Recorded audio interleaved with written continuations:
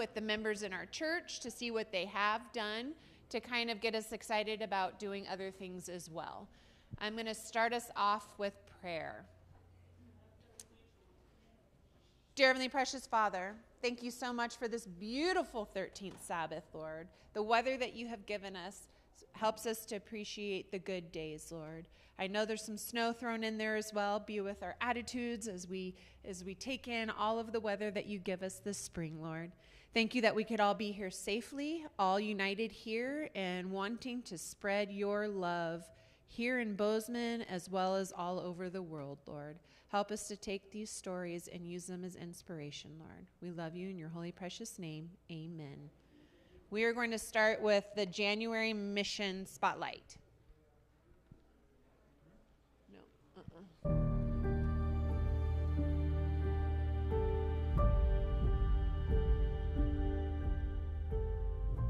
Every 20 minutes, someone in the Pacific loses a limb to diabetes. This silent epidemic has devastated families and communities across the region. But hope is rising. The 10,000 Toes campaign, an initiative of the South Pacific Division Health Department, is fighting back. Operating in 13 countries, it is powered by more than 11,000 trained ambassadors. It reaches even the most remote communities, delivering life-changing health interventions through mobile clinics by land and sea. And it was made possible thanks to your contribution to the 13th Sabbath offering. Diabetes is a major crisis across the South Pacific. Every single day, 8 people in the Solomons die from non-communicable disease, and the most important cause of that is related to the complications of diabetes. Burns Creek, a suburb of the capital city Honiara, tells a powerful story of transformation. Burns Creek was once infamous for riots, fires, and hostility due to ethnic tensions in the late 90s and early 2000s, an area visitors feared to enter. But the 10,000 Toes campaign brought change by addressing the community's basic needs for health, lifestyle, and spiritual growth. The program opened doors to healing and hope, leaving a profound impact. The 10,000 Toes campaign has been a powerful entering wedge into places, communities that have always been very resistant to us as the Seventh-Day Adventist Church. And today, Bible studies are happening as a result of the program. And so the police commissioner in town comes to this church and say, hey, what did you do? Can we learn from you? And can we replicate what is happening in Burns Creek community with other communities that have the same problems? At its core, the 10,000 Toes campaign is about empowering people to live healthier lives through health screenings, lifestyle education, and training ambassadors. By addressing physical health, the program opens hearts to spiritual transformation, introducing people to Jesus and his message of hope. When I first go through this program, it really impacts my life in terms of my health. Yeah? Before, I was 84 kilograms, yeah? my weight. And when I go through this program, I reducing 10 kilos. Yeah? I am so happy that the 10,000 Toes became integrated with the community programs, and it is helping the people to know their health status. And at the same time, God is in the program, and they are promoting God in changing the lives of the people. Burns Creek is transformed into a thriving community where healthy food choices, lifestyle changes, and Christian values are embraced. Churches have been established, and the change is evident in the way people interact, with kindness, warmth, and a renewed sense of unity. Today, when you pass by, you can see people saying, hello. That is a big story. When people come to you and say, hello, that is not what I'm doing before. That is an impact. This transformation wouldn't be possible without your support.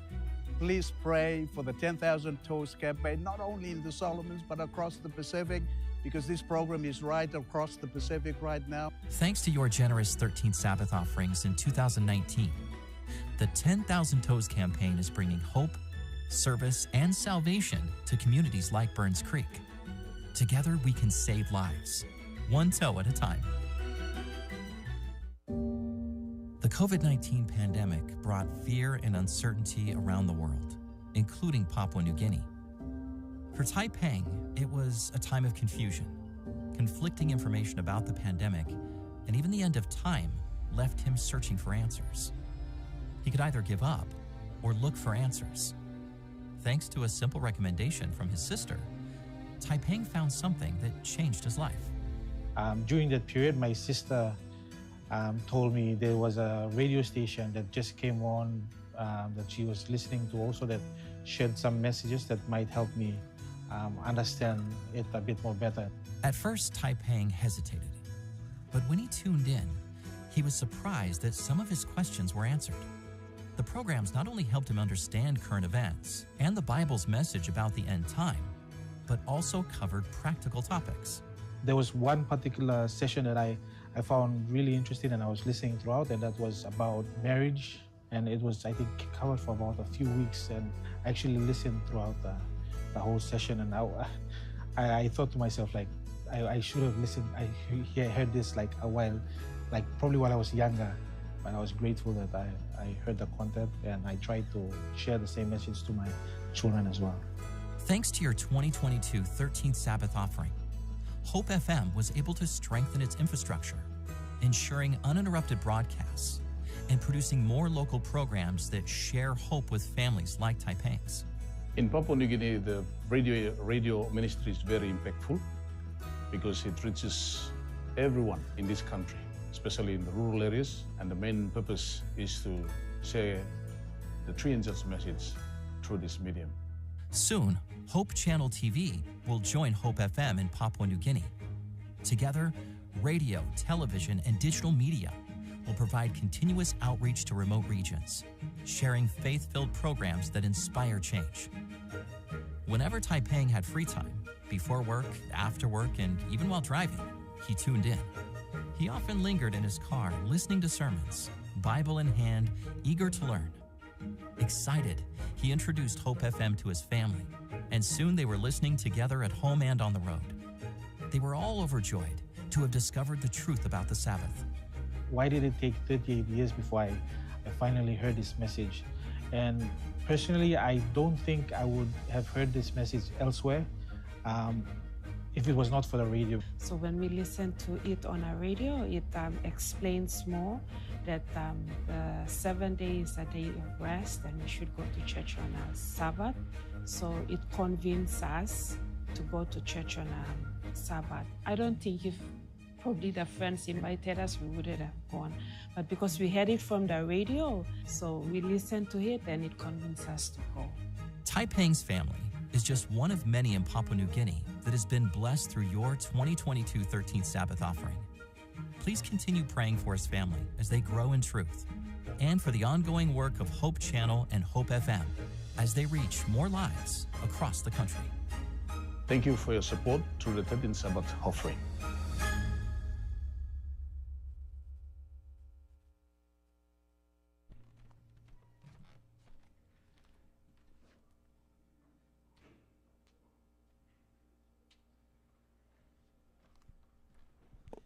All right, I would like to introduce our first speaker, Mr. Carson King. He's going to talk to us about him going on a mission trip to Africa. Morning. So the unfortunate thing for you guys is that it was about 16 years ago that I went to Chad, Africa, and my memory's not that good anyway, and it hasn't gotten better since then. So about 16 years ago, I was in Chad, Africa. I was there for 9 months and volunteering at a hospital over there.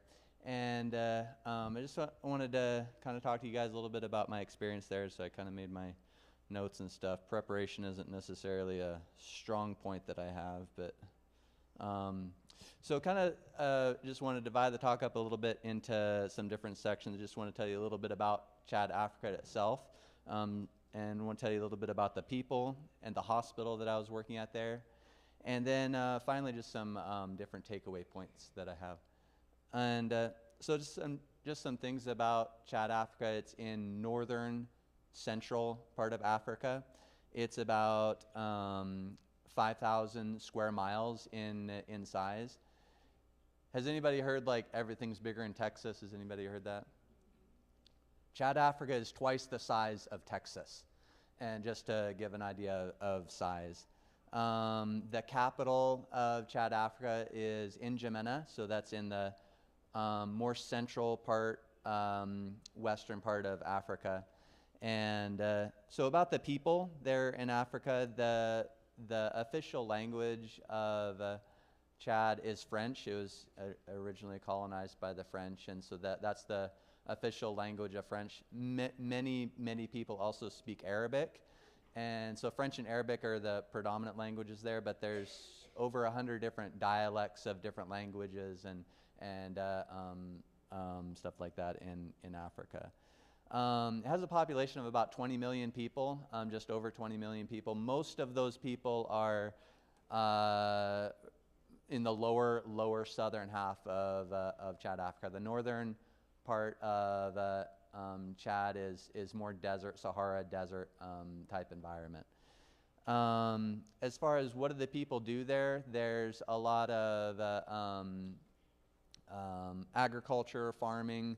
A lot of them do fishing and stuff on the Lake Chad there and the rivers and stuff. Those are some big things that they do. So more about the hospital. So the hospital is Bere Adventist Hospital. Again, it's in the more southern part of Chad. It's roughly about 6 hours of driving from the capital where you fly into to get to the hospital. It was initially started in the 1980s. It has about 100 beds, and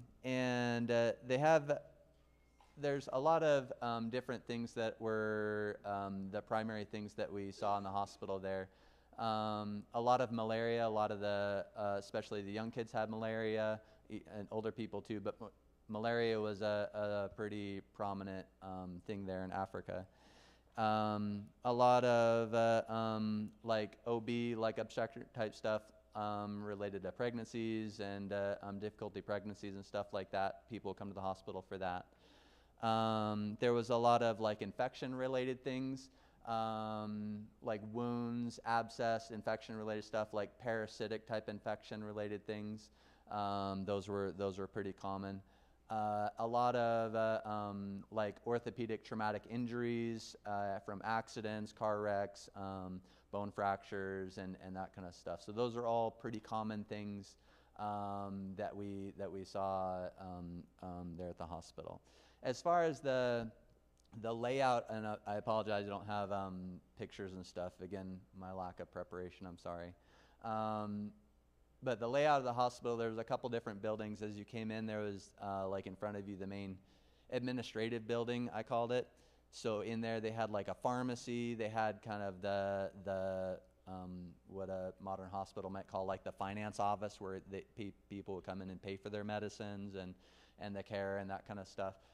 There's a couple different offices. As you came into the main gate to the right, there was their kind of emergency room type portion of the hospital in the building, and then kind of behind that was the pediatric ward. And then in another building we had our operating room, and then in another building was more of the adult patients. So we had our OB patients there and medical surgical patients.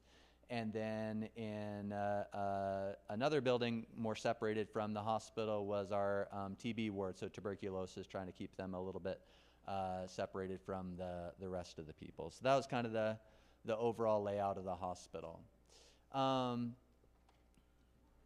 I wanted to, so that's kind of more of the facts and stuff of my time there. But I wanted to talk to you just a little bit about more of the takeaway things that I got from being there in Africa for 9 months. I've been seeing a therapist for the past 16 years, and eventually she said we should just get married, and so we did. And so there's been a lot of emotional growth and deeper insight into my relationships with people, and that's been really helpful for me. And so that's a lot of this is from the work with my counselor. There's more of the surface type lessons of, oh, they have so little, yet they're so happy. And those are all very, very important lessons, and just the lessons of contentment. But going a little bit deeper into that, I realized in my own life, and I'm not saying that I've been absolved of this, but being judgmental is something that I need to work with my character. Just being judgmental and oh, if they would have just done this, then that would not have happened to them. They wouldn't be in the hospital if they would not speed on the highway, or like if they wouldn't do this, that, or the other thing, they wouldn't be in this situation. Just kind of more of that, they did this to themselves, and so they kind of deserve it. That has been a struggle that has been something that God's working with me. And so where that's relevant is that when I went to Africa, and when you see the people, and when you're in their environment, you're living with them, you're eating their food, you're experiencing life with them, your perspective changes. And so it's really a eye-opening experience, and you develop more of a love for people, and hopefully over time more of a Christ-like character that He's calling us to be in. So then I mean, this is something that we all know, that it, as far as like traveling to Chad, Africa, it's not logistically easy. I think it was like a 2-day different flights and stuff to get to France, and then to the capital of the Chad, and then it's like a 6+ hour. So it took 2, 3, 4 days to even get to the hospital. And so we think about, well, what's that doesn't sound very practical to me. There's a lot of other opportunities closer by. So with my work that I do at the hospital in Livingston, there are people there that are in a similar situation as the people in Africa. We all need something. We all need that human connection, that the touch and feeling like you're heard and can be related to. I'll just kind of end on this, give you 2 examples of 2 patients that I saw here this last week. And I know this isn't about Chad, Africa, but it is pertinent to that as well. There was a gentleman that came in. He had a brand new diagnosis of cancer. He's on oxygen. He couldn't breathe very well, and so he wasn't doing very well. But he had something. He was optimistic. He was lighthearted. He had a positive affect about him. But he had something else there. It wasn't just him there. His family was all right there with him. They came in with him to the office, and they were very supportive. It wasn't his diagnosis of cancer and the oxygen. That wasn't the predominant thing. The predominant thing was his family was there and supporting him and experiencing things with him. In contrast to that, I also saw another lady earlier this week. She didn't have a terminal diagnosis. She was in a lot of pain. She was miserable. She was lonely. She didn't have a stable housing situation. She was very, very discouraged. She did not have the family, the people connection that is so important for us. And it was very, very discouraging for her. So I would encourage you in these upcoming weeks to look for people that you can connect with. Look for people not for the sole purpose of I'm going to go through the top 27 fundamental beliefs with you, but I want to experience this with you. I want to understand what you're going through. I want to I want to relate to you. And there are numerous opportunities to do that. Just side plug, there's about 1 mile that way is the nursing home that we go to on a regular basis as a church, is singing to the residents and stuff there.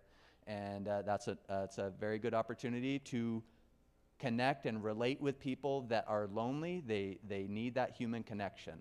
And so yeah, that was my time in Africa. And yeah, just want to encourage you to reach out to people and try and have those in-person human connections with people. Thank you. All right, we're going to have the February mission spotlight.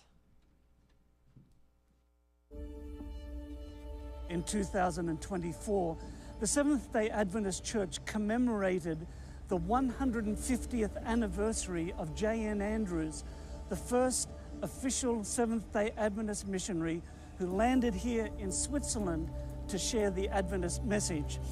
I use the word commemorate because there really was nothing to celebrate. If he came back to life today, I think he would be surprised and shocked that we are still here. After his pioneering mission work, there was a golden era of Adventist mission, and missionaries started crisscrossing the globe, taking the good news of Jesus wherever they went. But you know, just over 100 years later, church leaders came together to pray together, to plan together, and they got out the world map. This was in the 1980s, and they saw some areas of the world where the Adventist church was strong, other places where it was relatively weak, and other places where it just didn't exist. And from that was born Global Mission. It was at the General Conference session in Indianapolis in 1990 that Global Mission was officially voted by the World Church.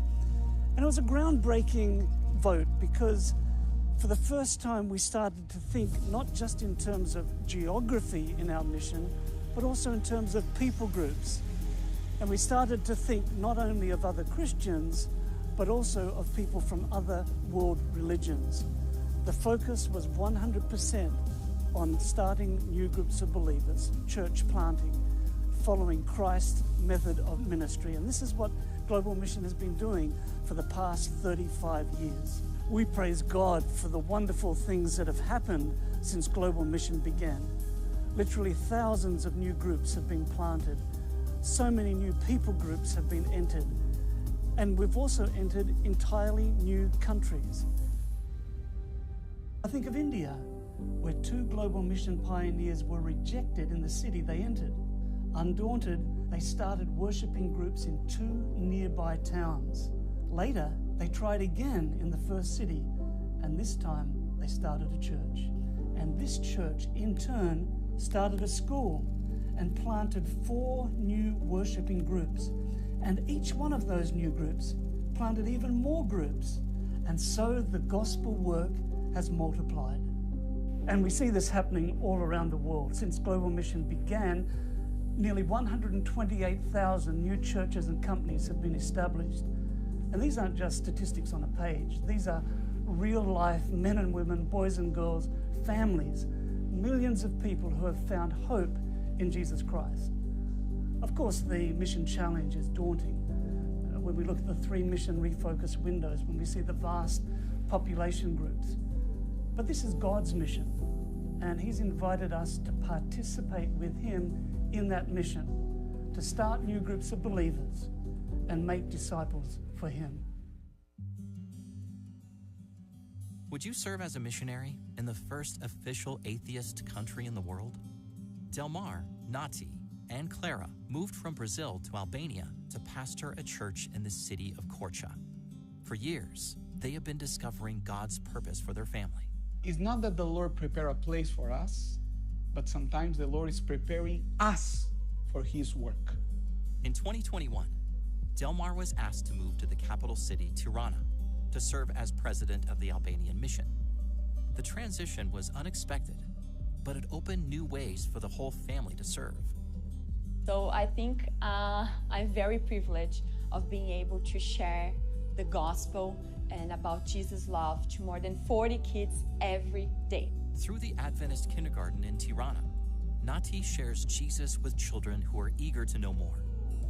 Usually during Easter time here in the kindergarten, I do like the Holy Week. Then I said, look, this is just a small taste of Jesus. Remember, and suddenly all the kids, like 40 kids, were shouting, more of Jesus, more of Jesus. And I get very emotional when I share this because I think that's my purpose here.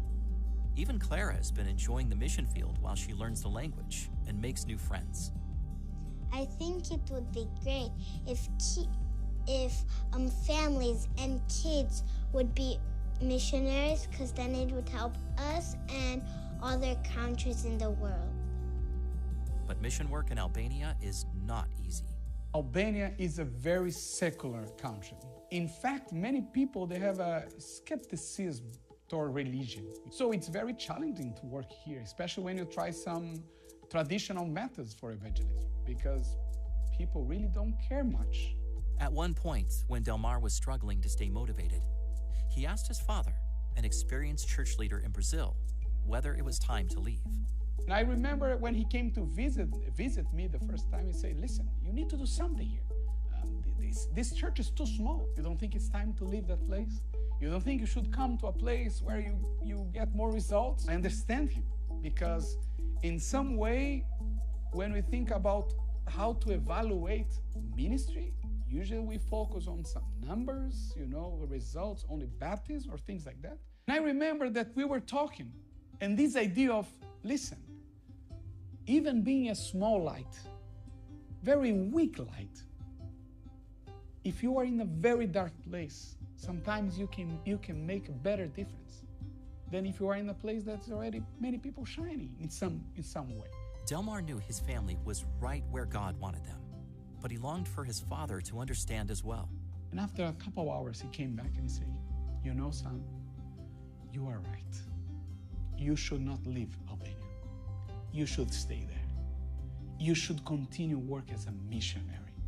There are many, many people in this world, they don't know Jesus, and they need someone to preach to them. That affirmation reshaped the family's focus. And if someone asks me, but why to send more people where your church is not growing? Why to send more people where there are so many challenges, Well, I think that's exactly we need more people, because it's more difficult. When you become a missionary, your focus is not anymore on the place, your focus on the people. And that's what I think what makes the whole difference. From Korcha to Tirana, through challenges and opportunities, the mission continues. Please pray for Delmar, Nati, and Clara, and for the people of Albania. When you give to the mission offering, you're supporting missionaries around the globe. Thank you for giving.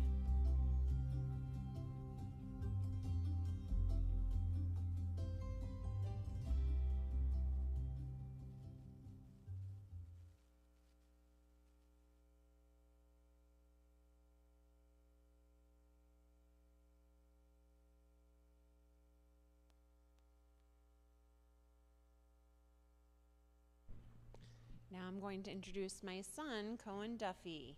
He's going to talk to us about his mission trip to Belize.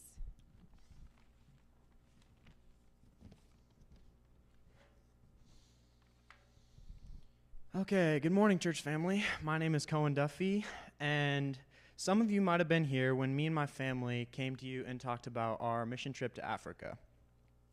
Well, ever since that mission trip, I have been wanting to go on more and more mission trips, and when Mount Alice Academy came to me and said that they were going on a mission trip to Belize, I was very excited because I got to go. So 25 of us went to Belize over Thanksgiving break, and our first project that we worked on was we rebuilt this roof of a church because the roof was old, rusted, and it was letting rain in and all sorts of other things. So we had to clean that up because we didn't want any water damage or anything else to affect the church.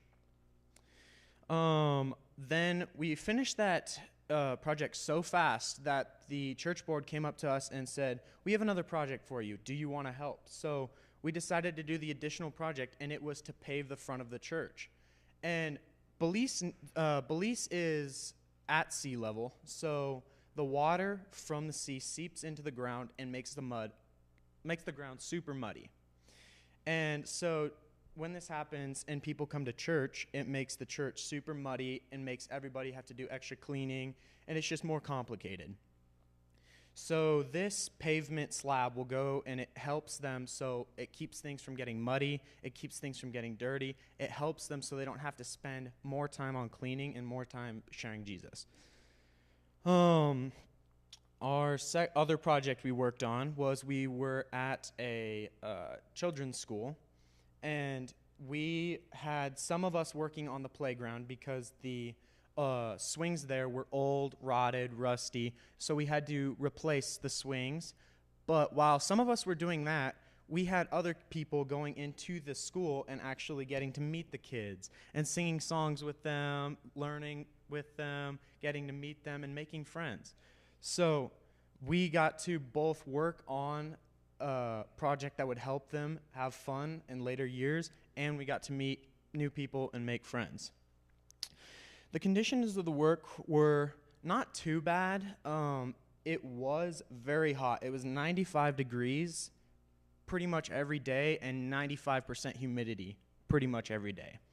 So you would come back from work and it would look like you jumped into a swimming pool every single day. So it was very hot over there. It was very hard work, but it was so much fun because I got to hang out with my friends, make new friends, and learn new skills over there. So the last day we were there, in the place where we were working in Belize, we invited all these kids from the neighborhood to come to this big field, and we got to play soccer with them, we got to play basketball with them. So we got to make new friends and meet new people. And once we were done with that, we went around and we cleaned up the field because it had a bunch of trash in it, and we took all the trash and we threw it away in the dumpster. And then on Sabbath, we went to a local Adventist church, which that was a very good experience because the people in Belize, they speak English and Spanish, but their English is a little hard to understand.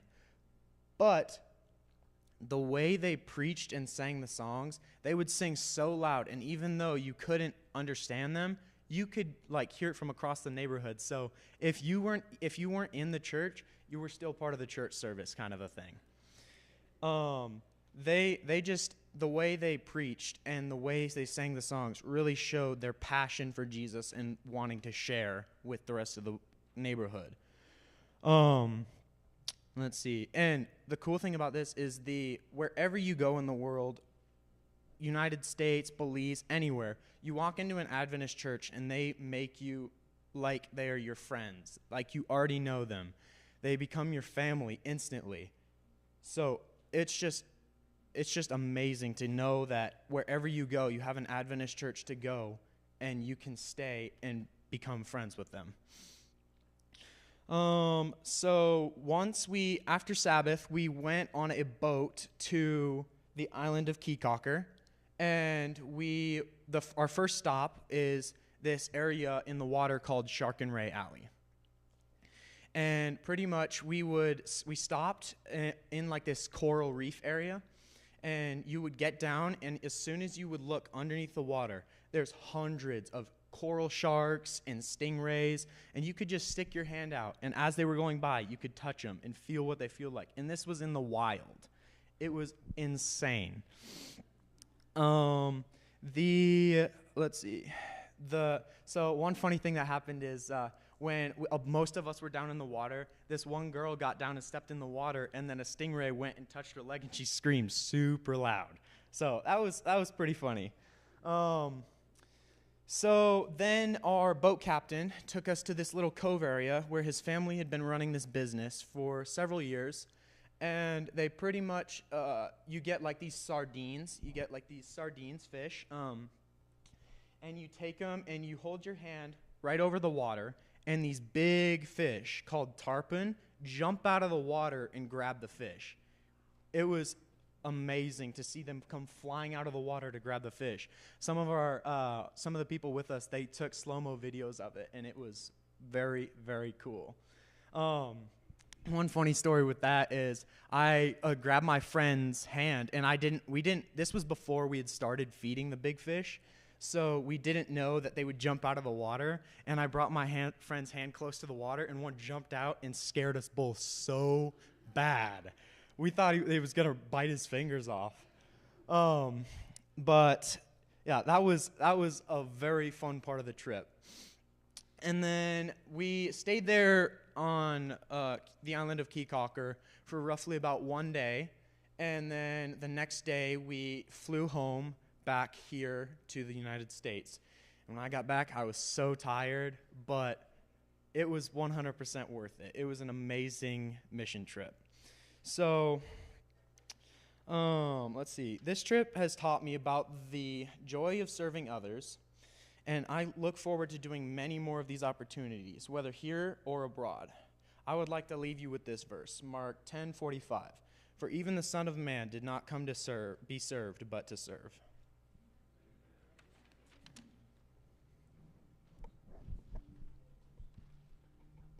We're going to do the offering. So can I have the offering come up? So 13th Sabbath offering that happens right now is different than what happens at church. So this offering specifically goes to the 13th Sabbath offering that we are learning about in the videos. So it's a little bit different offering. Will you guys bow your heads with me? Dear Heavenly Precious Father, just like we've been learning, help our light to shine even in the dark areas. Sometimes it's easier to let our light shine where it's already light and it's already easy, Lord. But please help us to find those areas where we can shine where it is most needed, Lord. Please bless this money and use it to make it the most impactful to spread your love everywhere. In Jesus' name, amen.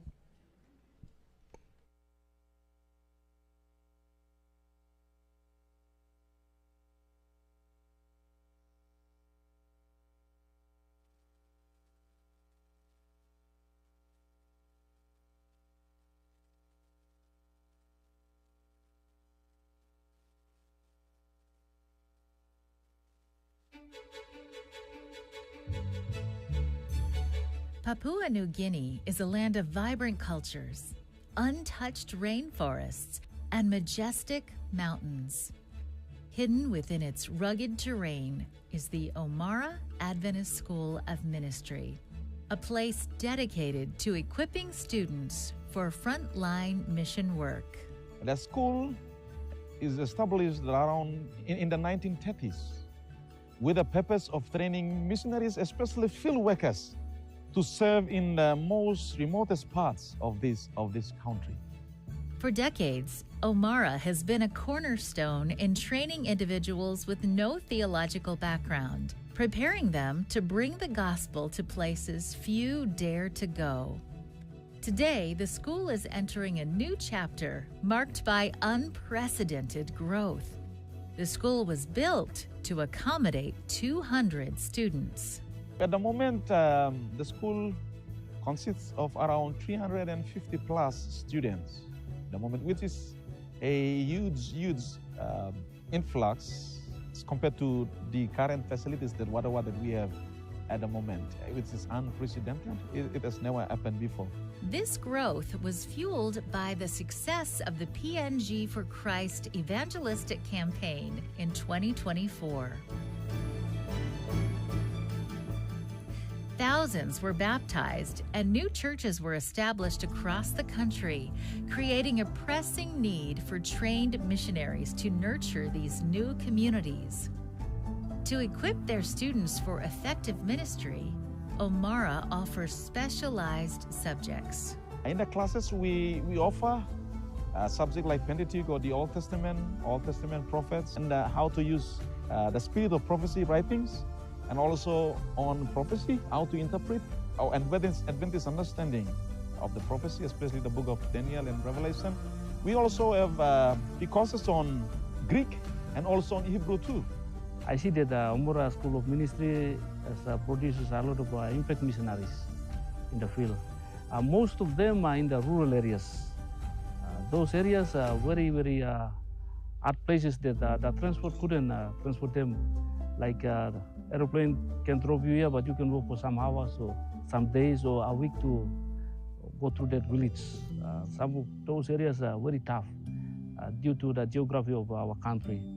But as Omora students, they sacrifice themselves in that areas. They go and mingle with people, and they stay. They can do gardening. They can cook food themselves, and they mingle with people very good. Omara has a clear vision to become a fully accredited college or seminary within 5 to 10 years. Achieving this requires upgrades to provide higher quality theological education and prepare pastors for the demands of a rapidly changing world. The basic need in the campus at the moment, dining hall, and also a multi-purpose hall.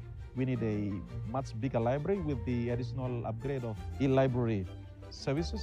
We have got to build new dormitories, some new dormitories, and also staff accommodation. The need is urgent and the goal is ambitious, but with your support, it can become a reality. Please pray for more Adventist School of Ministry. Please pray for what the Lord is doing here. Please pray for our missionaries, and also for the much-needed school upgrade. Your 13th Sabbath offering this quarter will help transform Omara Adventist School of Ministry into an effective learning center, not only for Papua New Guinea, but also for neighboring countries. Thank you for supporting Mission. Fred and Elsie are blessed with 6 boys and 1 daughter. Fred worked as a teacher in Vanuatu. 2 of their sons, Louis and Paul, were born healthy. As toddlers, they ran, laughed, and played just like the other children in their village. But everything changed when they were struck by illness at a young age. But then all of a sudden he got fevered, and then he was affected. Then all of a sudden Paul too got the same sick. So I took them to the hospital, to the therapist, and the therapist, they tried to help them. The illness left Louis and Paul with disabilities, changing their lives forever. Desperate for better care, Fred and Elsie moved to the city to be closer to better hospitals and therapy facilities. Yet daily life remains a struggle. Their sons can no longer walk or speak normally. With the help of their other children, Fred and Elsie provide the love and care that Louis and Paul need. We live in a tiny house. We play very big responsibilities looking after the 2 special needs.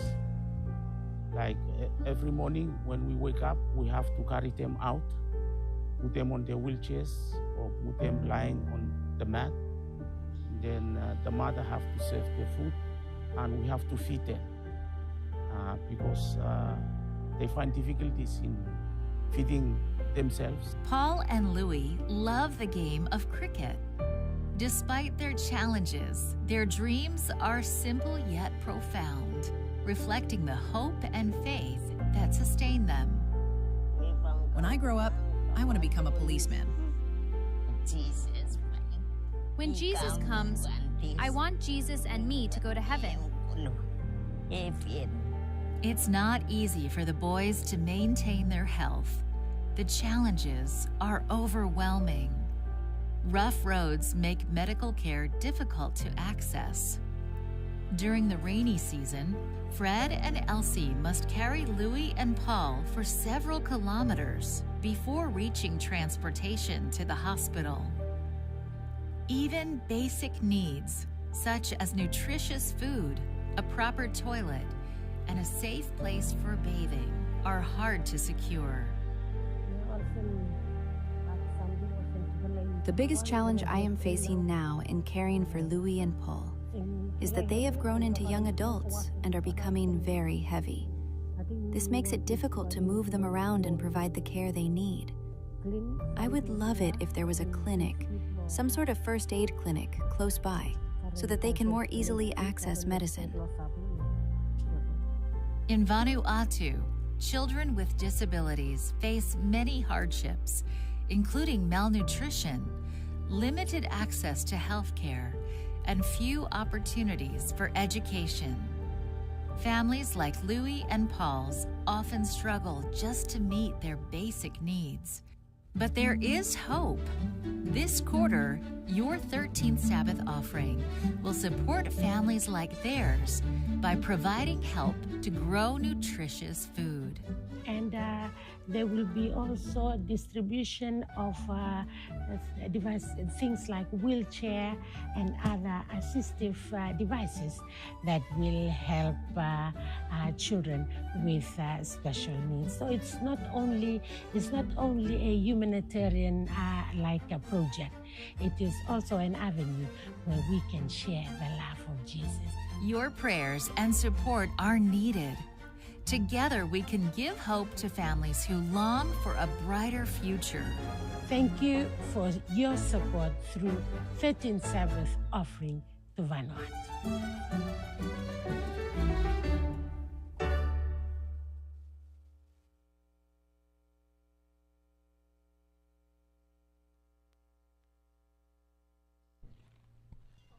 Like I mentioned, we have spring break, so we're missing a lot of kids, so we don't have any kids singing today. So that actually concludes our 13th Sabbath program. Thank you so much for being a part, and we will start church soon.